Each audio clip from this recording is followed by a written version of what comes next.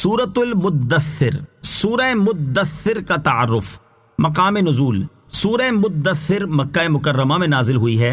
رکوع اور آیات کی تعداد، اس صورت میں 2 رکوع اور 56 آیتیں ہیں۔ مدثر نام رکھنے کی وجہ، مدثر کا معنی ہے چادر اوڑھنے والا، اور اس صورت کی پہلی آیت میں حضور اقدس علیہ الصلوۃ والسلام کو اس وصف سے مخاطب کیا گیا، اس مناسبت سے اسے سورہ مدثر کہتے ہیں۔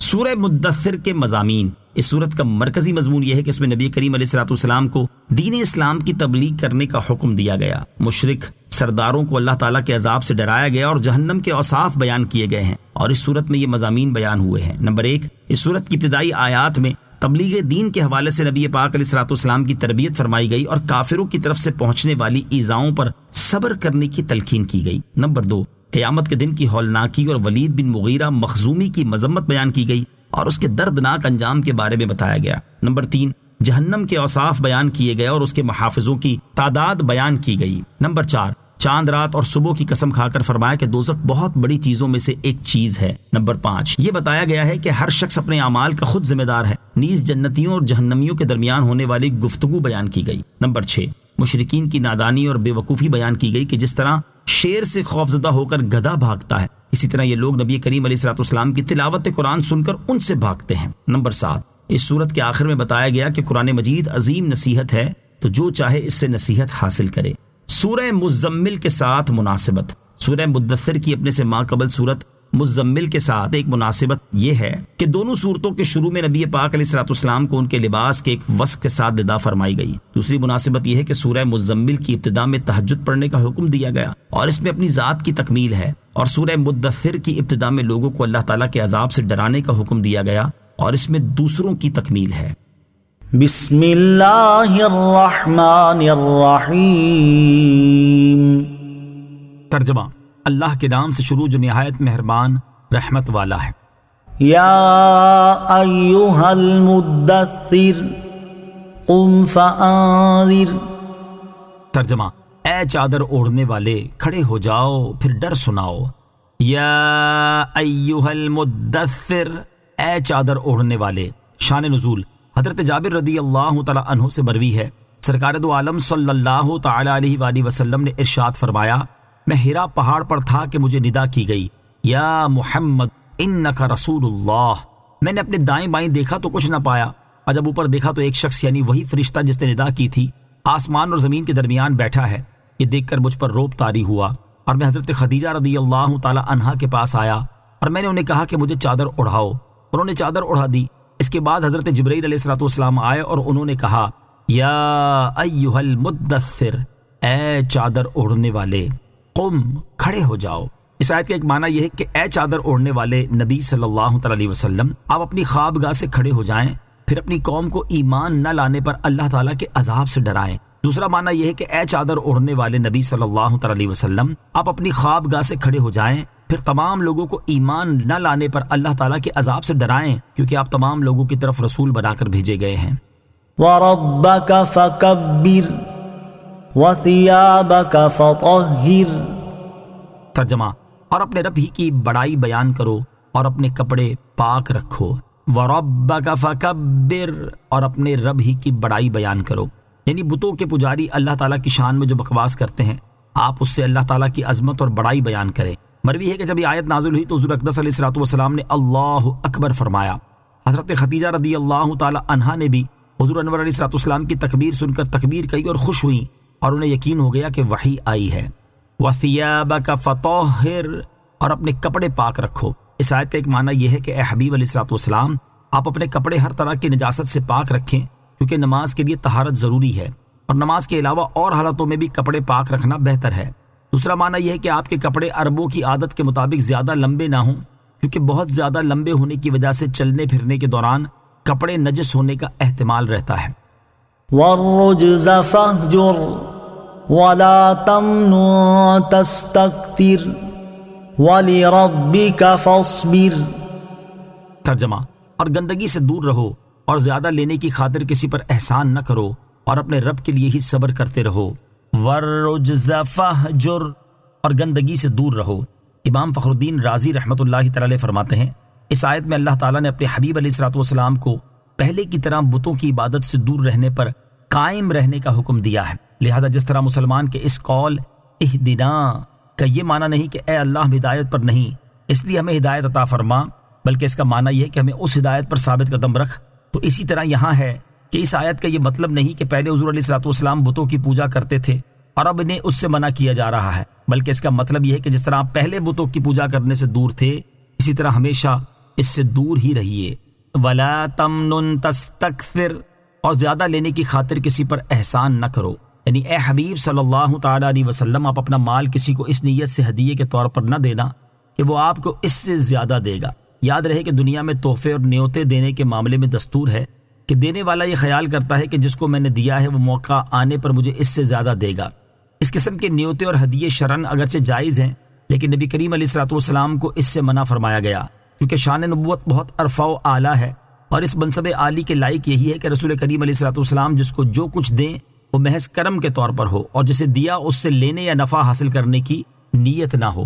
وَلِرَبِّكَ فَاصْبِرْ، اور اپنے رب کے لیے ہی صبر کرتے رہو، یعنی اے حبیب علیہ الصلوۃ والسلام آپ اپنے رب عز و جل کی رضا کے لیے اس کی اطاعت، اس کے احکامات، اس کے ممنوعات اور ان ایذاؤں پر صبر کرتے رہیں جو دین کی خاطر آپ کو کفار کی طرف سے برداشت کرنی پڑیں۔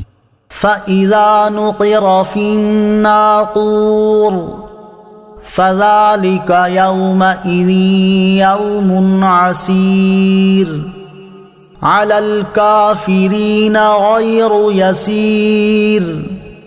ترجمہ، پھر جب سور میں پھونکا جائے گا تو وہ دن بڑا سخت دن ہوگا، کافروں پر آسان نہیں ہوگا۔ فَإِذَا نُقِرَ فِي النَّاقُورِ، پھر جب سور میں پھونکا جائے گا۔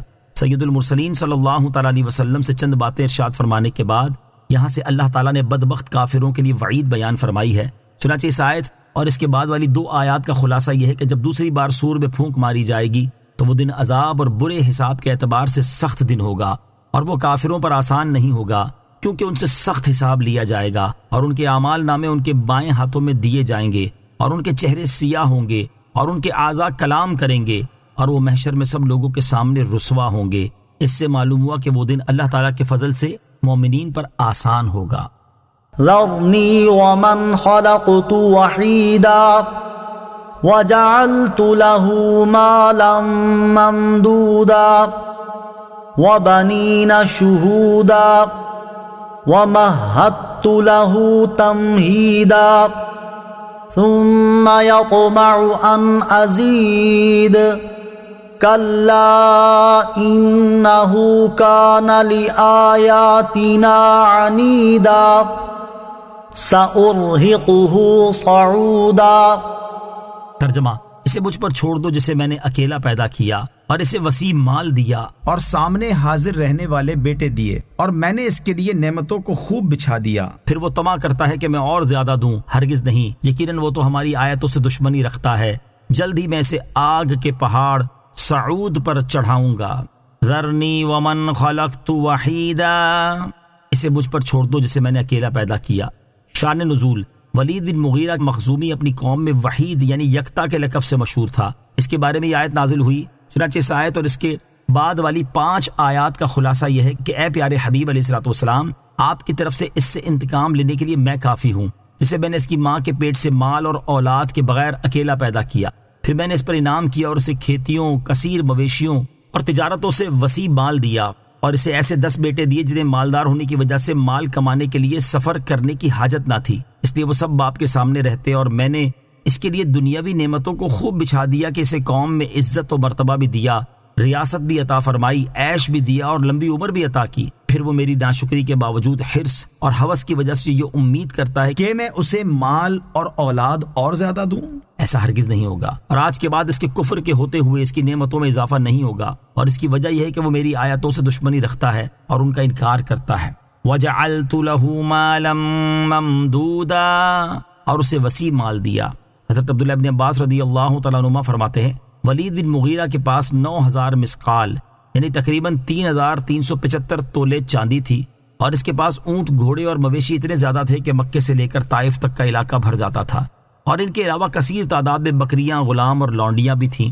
حضرت مجاہد رضی اللہ تعالیٰ عنہ سے منقول ہے کہ ولید بن مغیرہ کے پاس 1,00,000 دینار موجود تھے، اور طائف میں اس کا ایسا بڑا باغ تھا جو سال کے کسی وقت پھلوں سے خالی نہ ہوتا تھا۔ وبنین شہودا، اور سامنے حاضر رہنے والے بیٹے دیے۔ ولید بن مغیرہ کے 10 بیٹوں میں سے 3 مشرف با اسلام ہوئے، اور ان میں سے ایک اسلامی لشکروں کے مشہور سپہ سالار اور ملک شام کے فاتح حضرت خالد بن ولید رضی اللہ تعالی عنہ ہیں۔ کلا، ہرگز نہیں۔ منقولے کے آیت کے نزول کے بعد ولید کے مال، اولاد اور عزت و مرتبے میں کمی ہونا شروع ہو گئی، یہاں تک کہ وہ بڑی ذلت و خواری کے ساتھ ہلاک ہو گیا۔ سأرہقہ صعودا، جلدی میں اسے آگ کے پہاڑ سعود پر چڑھاؤں گا۔ حضرت ابو سعید رضی اللہ تعالیٰ عنہ سے روایت ہے، نبی اکرم علیہ الصلوۃ والسلام نے ارشاد فرمایا، سعود آگ کا ایک پہاڑ ہے جس پر کافر کو 70 سال تک چڑھایا جائے گا، پھر 70 سال تک اسے اس پہاڑ سے نیچے گرایا جائے گا، اور یہ سلسلہ ہمیشہ جاری رہے گا۔ انہ فکر وقدر فقتل کیف قدر ثم قتل کیف قدر ثم نظر ثم عبس وبسر ثم ادبر واستكبر فقال ان هذا الا سحر يؤثر ان هذا الا قول البشر سأصلیہ سقر۔ ترجمہ، بے شک اس نے سوچا اور دل میں کوئی بات ٹھہرا لی تو اس پر لعنت ہو، اس نے کیسی بات ٹھہرائی، پھر اس پر لعنت ہو، اس نے کیسی بات ٹھہرائی، پھر نظر اٹھا کر دیکھا، پھر اس نے تیوری چڑھائی اور منہ بگاڑا، پھر پیٹھ پھیری اور تکبر کیا، پھر بولا یہ تو وہی جادو ہے جو منقول چلتا آ رہا ہے، یہ آدمی ہی کا کلام ہے، جلدی میں اسے دوزخ میں دھساؤں گا۔ انہ فکر وقدر، بے شک اس نے سوچا اور دل میں کوئی بات ٹھہرا لی۔ شان نزول، جب یہ آیت حامیم تنزیل الکتاب من اللہ العزیز العلیم نازل ہوئی اور سرکار دو عالم علیہ الصلوۃ والسلام نے مسجد میں نماز کے دوران اس کی تلاوت فرمائی تو ولید نے اس آیت کو سنا اور اپنی قوم کی مجلس میں آ کر اس نے کہا کہ خدا کی قسم، میں نے محمد صلی اللہ تعالی علیہ وسلم سے ابھی ایک کلام سنا ہے، نہ وہ کلام آدمی کا ہے اور نہ جن کا۔ خدا کی قسم اس کلام میں عجیب شیرینی، تازگی، فوائد اور دلکشی ہے، وہ کلام سب پر غالب رہے گا۔ قریش کو اس کی ان باتوں سے بہت غم ہوا اور ان میں مشہور ہو گیا کہ ولید اپنے آبائی دین سے منحرف ہو گیا ہے۔ ابو جہل نے ولید کو سمجھانے کا ذمہ لیا اور اس کے پاس آ کر بہت غمزدہ صورت بنا کر بیٹھ گیا۔ ولید نے کہا تمہیں کیا غم ہے؟ ابو جہل نے کہا غم کیسے نہ ہو، تو بوڑھا ہو گیا ہے اور قریش تیرے خرچ کے لیے روپیہ جمع کر دیں گے، انہیں خیال ہے کہ تو نے محمد صلی اللہ تعالی علیہ وسلم کے کلام کی تعریف اس لیے کی ہے کہ تجھے ان کے دسترخوانوں کا بچا ہوا کھانا مل جائے۔ اس پر اسے بہت طیش آیا اور کہنے لگا کہ کیا قریش کو میرے مال و دولت کا حال معلوم نہیں ہے، اور کیا محمد علیہ الصلوۃ والسلام اور ان کے اصحاب نے کبھی سیر ہو کر کھانا بھی کھایا ہے؟ جو ان کے دسترخوان پر کچھ بچے گا۔ پھر وہ ابو جہل کے ساتھ اٹھا اور قوم میں آ کر کہنے لگا تمہیں خیال ہے کہ محمد علیہ الصلوۃ والسلام مجنون ہیں؟ کیا تم نے ان میں کبھی دیوانگی کی کوئی بات دیکھی؟ سب نے کہا ہرگز نہیں۔ ولید کہنے لگا تم انہیں کاہن سمجھتے ہو، کیا تم نے انہیں کبھی کہانت کرتے دیکھا ہے؟ سب نے کہا ہرگز نہیں۔ ولید بولا تم انہیں شاعر گمان کرتے ہو، کیا تم نے کبھی انہیں شعر کہتے ہوئے پایا ہے؟ سب نے کہا ہرگز نہیں۔ ولید کہنے لگا تم انہیں کذاب کہتے ہو، کیا تمہارے تجربے میں ایسا ہے کہ کبھی انہوں نے جھوٹ بولا ہو؟ سب نے کہا ہرگز نہیں۔ اور قریش میں آپ علیہ الصلوۃ والسلام کی سچائی اور دیانت ایسی مشہور تھی کہ قریش آپ علیہ الصلوۃ والسلام کو امین کہا کرتے تھے۔ یہ سن کر قریش نے کہا ولید پھر بات کیا ہے؟ تو ولید سوچ کر بولا کہ بات یہ ہے کہ وہ جادوگر ہیں۔ تم نے دیکھا ہوگا کہ ان کی بدولت رشتہ دار سے اور باپ بیٹے سے جدا ہو جاتے ہیں، بس یہی جادوگر کا کام ہے، اور جو قرآن وہ پڑھتے ہیں وہ دل میں اثر کر جاتا ہے۔ اس کی وجہ یہ ہے کہ وہ جادو ہے۔ اس سے متعلق یہ آیات نازل ہوئیں، چنانچہ اس آیت اور اس کے بعد والی 8 آیات کا خلاصہ یہ ہے کہ ولید بن مغیرہ نے سوچا کہ وہ اس قرآن کے بارے میں کیا کہے جو اس نے نبی کریم علیہ الصلوۃ والسلام سے سنا۔ چنانچہ اس نے غور و فکر کر کے اپنے دل میں وہ کلام مرتب کر لیا جو اس نے قرآن کے بارے میں کہنا تھا۔ اب فرمان الہی ہوتا ہے کہ اس پر لعنت ہو، اس نے اپنے دل میں کیسی عجیب بات ٹھہرائی ہے، پھر اس پر لعنت ہو، اس نے اپنے دل میں کیسی حیرت انگیز بات ٹھہرائی ہے۔ پھر اس نے نظر اٹھا کر اپنی قوم کے چہروں کی طرف دیکھا، پھر اس نے کسی چیز میں غور کرنے والے کی طرح تیوری چڑھائی اور منہ بگاڑ لیا، پھر اس نے ایمان لانے سے پیٹھ پھیری اور تاجدار رسالت صلی اللہ تعالی علیہ وسلم کی اطاعت کرنے کو اپنی بڑائی کے خلاف سمجھا۔ پھر قرآن مجید کے بارے میں بولا یہ تو وہی جادو ہے جو جادوگروں سے منقول چلتا آ رہا ہے، اور یہ کسی آدمی ہی کا کلام ہے، یہ سن لے کہ جلد ہی اللہ عز و جل اسے دوزخ میں دھسا دے گا۔ وما ادراک ما سقر لا تبقی ولا تذر لواحۃ للبشر علیہا 19۔ ترجمہ، اور تمہیں کیا معلوم کہ دوزخ کیا ہے؟ نہ باقی رہنے دے گی اور نہ چھوڑے گی، آدمی کی کھال جلا دینے والی ہے، اس پر 19 داروغہ ہیں۔ وما ادراک ما سقر، اور تمہیں کیا معلوم کہ دوزخ کیا ہے؟ اس آیت اور اس کے بعد والی 3 آیات کا خلاصہ یہ ہے کہ اے مخاطب، تمہیں کیا معلوم کہ دوزخ کیا ہے؟ وہ ایسی جگہ ہے کہ عقل اس کی شدت اور سختی کا اندازہ نہیں لگا سکتی۔ وہ نہ کسی عذاب کے مستحق کو چھوڑے گی اور نہ کسی کے جسم پر گوشت پوست کھال لگی رہنے دے گی، بلکہ عذاب کے مستحق کو گرفتار کرے گی اور گرفتار کو جلائے گی۔ اور ایسا نہیں ہوگا کہ ہلاک ہونے کے بعد معاملہ ختم ہو جائے گا، بلکہ جب اس میں داخل لوگ جل جائیں گے تو پھر ویسے ہی کر دیے جائیں گے جیسے پہلے تھے، اور جہنم پھر انہیں جلائے گی۔ وہ جہنم تو جلا کر آدمی کی کھال اتار لینے والی ہے، اور اس پر 19 فرشتے حضرت مالک علیہ السلام اور ان کے 18 ساتھی داروغہ کے طور پر مقرر ہیں۔ کفار کا سخت عذاب اور جہنم کی شدت۔ کفار کے سخت عذاب اور جہنم کی شدت کے بارے میں ایک اور مقام پر اللہ تعالی ارشاد فرماتا ہے، ان الذين كفروا بآياتنا سوف نصليهم نارا كلما نضجت جلودهم بدلناهم جلودا غيرها ليذوقوا العذاب ان اللہ کان عزیزا حکیما۔ ترجمہ، بے شک وہ لوگ جنہوں نے ہماری آیتوں کا انکار کیا، ان قریب ہم ان کو آگ میں داخل کریں گے۔ جب کبھی ان کی کھالیں خوب جل جائیں گی تو ہم ان کی کھالوں کو دوسری کھالوں سے بدل دیں گے کہ عذاب کا مزہ چکھ لیں۔ بے شک اللہ زبردست ہے، حکمت والا ہے۔ اور ارشاد فرمایا، اِنَّا أَعْتَدْنَا لِلظَّالِمِينَ نَارًا أَحَاطَ بِهِمْ سُرَادِقُهَا وَإِن يَسْتَغِيثُوا يُغَاثُوا بِمَاءٍ كَالْمُهْلِ يَشْوِي الْوُجُوهَ بِئْسَ الشَّرَابُ وَسَاءَتْ مُرْتَفَقًا۔ ترجمہ، بے شک ہم نے ظالموں کے لیے وہ آگ تیار کر رکھی ہے جس کی دیواریں انہیں گھیر لیں گی، اور اگر وہ پانی کے لیے فریاد کریں گے تو ان کی فریاد اس پانی سے پوری کی جائے گی جو پگھلائے ہوئے تانبے کی طرح ہوگا، جو ان کے منہ کو بھون دے گا۔ کیا ہی برا پینا اور دوزخ کیا ہی بری ٹھہرنے کی جگہ ہے۔ اللہ تعالی ہمارے ایمان کی حفاظت فرمائے اور ایمان کی حالت میں ہی ہمیں موت نصیب فرمائے، اور جہنم کے انتہائی سخت اور دردناک عذاب سے ہمیں نجات عطا فرمائے، آمین۔ وما جعلنا أصحاب النار إلا ملائكة وما جعلنا عدتهم إلا فتنة للذين كفروا ليستيقن الذين أوتوا الكتاب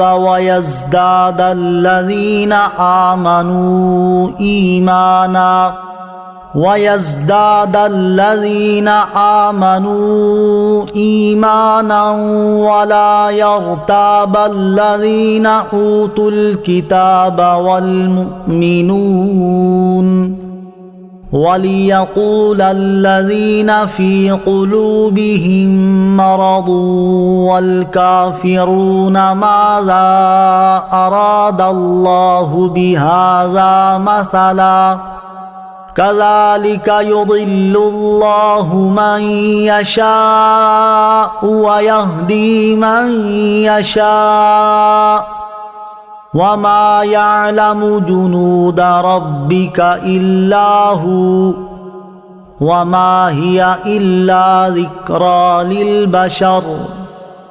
ترجمہ، اور ہم نے دوزخ کے داروغے فرشتے ہی بنائے، اور ہم نے ان کی یہ گنتی کافروں کی آزمائش کے لیے ہی رکھی، اس لیے کہ کتاب والوں کو یقین ہو جائے اور ایمان والوں کا ایمان بڑھے اور اہل کتاب اور مسلمان شک نہ کریں، اور تاکہ جن کے دلوں میں مرض ہے اور وہ کافر کہیں اس عجیب و غریب بات سے اللہ کی کیا مراد ہے۔ یوں ہی اللہ گمراہ کرتا ہے جسے چاہتا ہے اور ہدایت دیتا ہے جسے چاہتا ہے، اور تمہارے رب کے لشکروں کو اس کے سوا کوئی نہیں جانتا، اور وہ جہنم تو انسان کے لیے نصیحت ہی ہے۔ وما جعلنا اصحاب النار الا ملائکہ، اور ہم نے دوزخ کے داروغے فرشتے ہی بنائے۔ شان نزول، حضرت عبداللہ ابن عباس رضی اللہ تعالی عنہما فرماتے ہیں، جب یہ آیت نازل ہوئی جس میں دوزخ پر مقرر فرشتوں کی تعداد 19 بتائی گئی تو ابو جہل نے قریش سے کہا، تمہاری ماں تم پر روئے، محمد مصطفیٰ صلی اللہ تعالی علیہ وسلم نے خبر دی ہے کہ دوزخ کے داروغہ 19 ہیں اور تم انتہائی بہادر اور تعداد میں کثیر لوگ ہو، کیا تم میں سے 10 مرد دوزخ کے ایک داروغے کو نہیں پکڑ سکتے؟ ابو الاشد بن اسید نے کہا میں اکیلا ان میں سے 17 کو کافی ہوں گا، 10 اپنی پیٹھ پر رکھ لوں گا اور 7 اپنے پیٹ پر، باقی 2 کو تم سنبھال لینا۔ اس پر یہ آیت نازل ہوئی اور اس کا خلاصہ یہ ہے کہ اللہ تعالیٰ نے دوزخ کے داروغے انسانوں میں مرد نہیں بنائے جن پر کفار غالب آ جائیں گے، بلکہ اللہ تعالیٰ نے دوزخ کے داروغے فرشتے ہی بنائے ہیں، لہٰذا ان میں ایسا کون ہے جو فرشتوں پر غالب آ سکے؟ اور اللہ تعالیٰ نے ان فرشتوں کی یہ قلیل تعداد کافروں کی اس آزمائش کے لیے ہی رکھی ہے کہ وہ اللہ تعالیٰ کی حکمت پر اعتماد نہ کر کے اس تعداد میں کلام کریں اور کہیں کہ 19 کیوں ہوئے۔ نیز یہ تعداد بیان کرنے میں 4 باتیں اور مقصود ہیں۔ نمبر 1، تورات اور انجیل میں لکھا ہوا تھا دوزخ کے داروغے 19 ہیں، قرآن پاک میں بھی ان کی تعداد بیان کر دی گئی تاکہ یہ تعداد اپنی کتابوں کے موافق دیکھ کر یہودیوں کو حضور اقدس علیہ الصلوۃ والسلام کی صداقت کا یقین حاصل ہو۔ نمبر 2، اہل کتاب میں سے جو لوگ ایمان لائے ہیں ان کا رسول کریم علیہ الصلوۃ والسلام کے ساتھ اعتقاد اور زیادہ ہو جائے اور وہ یہ بات جان لے کہ حضور انور علیہ الصلوۃ والسلام جو کچھ فرماتے ہیں وہ اللہ تعالیٰ کی وحی ہے اور اسی لیے وہ سابقہ کتابوں سے مطابقت رکھتی ہے۔ نمبر 3، اہل کتاب اور مسلمان اس گنتی میں شک نہ کریں۔ نمبر 4، جن کے دلوں میں منافقت کا مرض ہے وہ اور کافر کہیں اس عجیب و غریب بات سے اللہ تعالیٰ کی کیا مراد ہے، اور جس طرح اللہ تعالیٰ نے اسے گمراہ کیا جس نے اس تعداد کا انکار کیا اور اسے ہدایت دی جس نے اس تعداد کی تصدیق کی، اسی طرح اللہ تعالیٰ جسے چاہتا ہے گمراہ کرتا ہے اور جسے چاہتا ہے ہدایت دیتا ہے، اور تمہارے رب عز و جل کے لشکروں کو اس کے سوا کوئی نہیں جانتا، اور وہ یعنی جہنم اور اس کی صفت یا قرآن کی آیات تو انسان کے لیے نصیحت ہی ہے۔ کلا والقمر واللیل اذ ادبر والصبح اذا اسفر انہا لإحدى الكبر نذیرا للبشر لمن شاء منکم ان یتقدم او یتأخر۔ ترجمہ، خبردار چاند کی قسم اور رات کی جب پیٹ پھیرے اور صبح کی جب وہ خوب روشن ہو جائے، بے شک دوزخ بہت بڑی چیزوں میں سے ایک چیز ہے، آدمیوں کو ڈرانے والی ہے، اسے جو تم میں سے آگے بڑھنا چاہے یا پیچھے ہٹنا چاہے۔ انہا لإحدى الکبر، بے شک دوزخ بہت بڑی چیزوں میں سے ایک چیز ہے۔ اس سے پہلے اللہ تعالیٰ نے چاند، رات اور صبح کی قسم ارشاد فرمائی کیونکہ ان میں اللہ تعالیٰ کی قدرت کے عجائبات ظاہر ہیں۔ اس کے بعد اس آیت اور اس کے بعد والی 2 آیات میں ارشاد فرمایا کہ بے شک دوزخ حضرت آدم علیہ الصلوۃ والسلام کے زمانے سے لے کر قیامت تک کے تمام گناہ گار جنوں اور انسانوں کو عذاب دینے پر اللہ تعالیٰ کے قادر ہونے پر دلالت کرنے والی بہت بڑی چیزوں میں سے ایک چیز ہے، اور یہ دوزخ آدمیوں میں سے اس کو ڈرانے والی ہے جو تم میں سے ایمان لا کر بھلائی کی طرف یا جنت کی طرف آگے بڑھنا چاہے یا کفر اختیار کر کے جنت سے پیچھے ہٹنا چاہے اور جہنم کے عذاب میں گرفتار ہونا چاہے۔ اس سے معلوم ہوا کہ انسان اپنے اعمال میں مجبور محض نہیں بلکہ اسے ایک طرح کا اختیار حاصل ہے۔ کل نفس بما کسبت رہینہ الا اصحاب الیمین۔ ترجمہ، ہر جان اپنے کمائے ہوئے اعمال میں گروی رکھی ہے مگر دائیں طرف والے۔ کل نفس بما کسبت رہینہ، ہر جان اپنے کمائے ہوئے اعمال میں گروی رکھی ہے۔ اس آیت اور اس کے بعد والی آیت کا خلاصہ یہ ہے کہ جنوں اور انسانوں میں سے ہر جان اپنے کیے ہوئے اعمال کی وجہ سے ایسے قید ہے جیسے وہ چیز جسے گروی رکھا ہوا ہے، البتہ کافر دائمی طور پر اور ایمان والے عارضی طور پر قید ہیں، کیونکہ کافر جہنم کے عذاب سے کبھی نجات نہ پائیں گے، جبکہ بعض ایمان والے شروع سے ہی جہنم سے نجات پا کر جنت میں چلے جائیں گے، اور بعض اپنے گناہوں کی سزا پانے کے بعد جنت میں داخل ہوں گے۔ اس طرح ایمان والے سب کے سب نجات پا جائیں گے۔ فی جنات یتساءلون عن المجرمین ما سلککم فی سقر قالوا لم نک من المصلین ولم نک نطعم المسکین وَكُنَّا نَخُوضُ مَعَ الْخَائِضِينَ وَكُنَّا نُكَذِّبُ بِيَوْمِ الدِّينِ حَتَّى أَتَانَا الْيَقِينَ۔ ترجمہ، باغوں میں ہوں گے، وہ پوچھ رہے ہوں گے مجرموں سے کون سی چیز تمہیں دوزخ میں لے گئی، وہ کہیں گے ہم نمازیوں میں سے نہیں تھے اور مسکین کو کھانا نہیں کھلاتے تھے اور بیہودہ فکر والوں کے ساتھ بیہودہ باتیں سوچتے تھے، اور ہم انصاف کے دن کو جھٹلاتے رہے یہاں تک کہ ہمیں موت آئی۔ فی جنات یتساءلون، باغوں میں ہوں گے، وہ پوچھ رہے ہوں گے۔ اس آیت اور اس کے بعد والی 7 آیات کا خلاصہ یہ ہے کہ ایمان والے آخرت میں باغوں میں ہوں گے، اور جب جہنم میں داخل ہونے والے مومن اس سے نکل جائیں گے تو جنتی کافروں سے ان کا حال پوچھیں گے کہ تمہیں کون سی چیز دوزخ میں لے گئی؟ وہ انہیں جواب دیتے ہوئے کہیں گے ہم دنیا میں نماز پڑھنے والوں میں سے نہیں تھے، کیونکہ ہم نماز کے فرض ہونے کا اعتقاد نہیں رکھتے تھے، اور مسلمانوں کی طرح مسکین پر صدقہ نہیں کرتے تھے، اور اللہ تعالیٰ کی آیات کے بارے میں بیہودہ فکر کرنے والوں کے ساتھ بیٹھ کر بیہودہ باتیں سوچتے تھے اور ان کے بارے میں جھوٹی باتیں بولتے تھے، اور ہم انصاف کے اس دن کو جھٹلاتے رہے جس میں اعمال کا حساب ہوگا اور ان کی جزا دی جائے گی، یہاں تک کہ ہمیں موت آئی اور ہم ان مذموم افعال کی وجہ سے ہمیشہ کے لیے جہنم میں داخل ہو گئے۔ فما تنفعهم شفاعة الشافعین،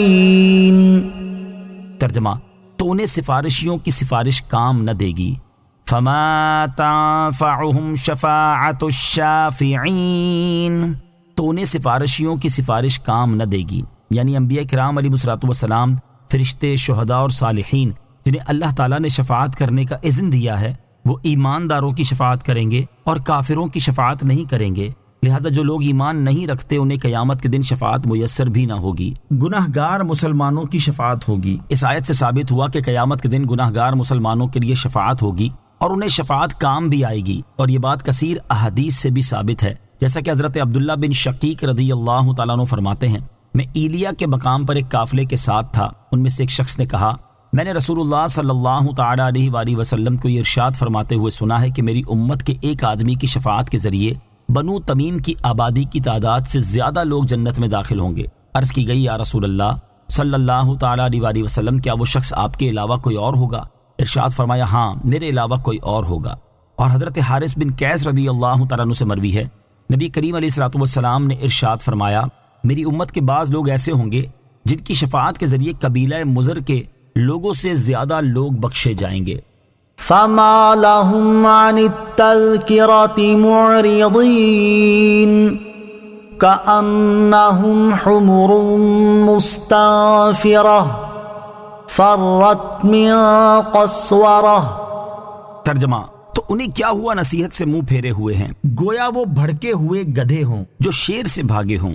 فما لہم، تو انہیں کیا ہوا؟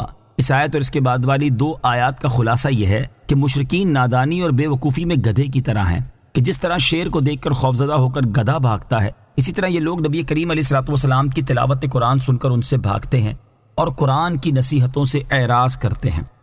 بل يريد كل امرئ منهم ان يؤتى صحفا منشرة كلا بل لا يخافون الآخرة۔ ترجمہ، بلکہ ان میں سے ہر شخص چاہتا ہے کہ اسے کھلے صحیفے ہاتھ میں دے دیے جائیں، ہرگز نہیں بلکہ وہ آخرت سے ڈرتے نہیں۔ بل يريد كل امرئ منهم، بلکہ ان میں سے ہر شخص چاہتا ہے۔ کفار قریش نے نبی کریم علیہ الصلوۃ والسلام سے کہا تھا کہ ہم اس وقت تک ہرگز آپ کی پیروی نہیں کریں گے جب تک ہم میں ہر ایک کے پاس اللہ تعالیٰ کی طرف سے ایک ایک کتاب نہ آئے جس میں لکھا ہوا ہو کہ یہ اللہ تعالیٰ کی کتاب ہے اور فلاں بن فلاں کے نام ہے، ہم اس میں تمہیں رسول اللہ صلی اللہ تعالی علیہ وآلہ وسلم کی پیروی کرنے کا حکم دیتے ہیں۔ اس پر اللہ تعالیٰ نے اس آیت اور اس کے بعد والی آیت میں ارشاد فرمایا کہ یہ نصیحت انہیں کافی نہیں اور نہ ہی وہ راضی ہوں گے، بلکہ ان میں سے ہر شخص یہ چاہتا ہے کہ اسے اس کے نام پر نازل کیے ہوئے کھلے صحیفے ہاتھ میں دے دیے جائیں۔ ایسا ہرگز نہیں ہوگا کہ صحیفے ان کے ہاتھ میں دے دیے جائیں، بلکہ وہ لوگ آخرت سے ڈرتے نہیں، کیونکہ اگر انہیں آخرت کا خوف ہوتا تو دلائل قائم ہونے اور معجزات ظاہر ہونے کے بعد اس قسم کی سرکشی والی ہیلا بازیاں نہ کرتے۔ کلا انہ تذکرہ فمن شاء ذکرہ وما يذكرون إلا أن يشاء الله هو أهل التقوى وأهل المغفرة۔ ترجمہ، سن لو، بے شک وہ نصیحت ہے تو جو چاہے اس سے نصیحت حاصل کرے، اور وہ اللہ کے چاہنے سے ہی نصیحت حاصل کر سکتے ہیں، وہی لائق ہے کہ اس سے ڈرا جائے اور مغفرت فرمانے والا ہے۔ کلا، سن لو. اس آیت اور اس کے بعد والی 2 آیات کا خلاصہ یہ ہے کہ اے لوگو سن لو، بے شک وہ قرآن شریف عظیم نصیحت ہے، تو جو چاہے اس سے نصیحت حاصل کرے کیونکہ اس کا فائدہ اسے ہی ہوگا، اور وہ اللہ تعالیٰ کے چاہنے سے ہی نصیحت حاصل کر سکتے ہیں. وہی اللہ اس لائق ہے کہ اس کے بندے اس سے ڈریں اور اس کے عذاب سے خوف زدہ ہوں، اس پر ایمان لائیں اور اس کی اطاعت کریں، اور وہی بندوں کے سابقہ کفر اور گناہوں کی مغفرت فرمانے والا ہے. اللہ تعالیٰ سے ڈرنے کی فضیلت حضرت انس بن مالک رضی اللہ تعالی عنہ سے روایت ہے، رسول کریم صلی اللہ تعالی علیہ وآلہ وسلم نے اس آیت ہوا اہل التقوی و اہل المغفرہ کے بارے میں ارشاد فرمایا، اللہ تعالیٰ فرماتا ہے میں اس لائق ہوں کہ مجھ سے ڈرا جائے، لہذا جو مجھ سے ڈرا اور اس نے میرے ساتھ کوئی دوسرا خدا نہ بنایا تو میں اس بات کا اہل ہوں کہ اسے بخش دوں. آمنت باللہ صدق اللہ العظیم.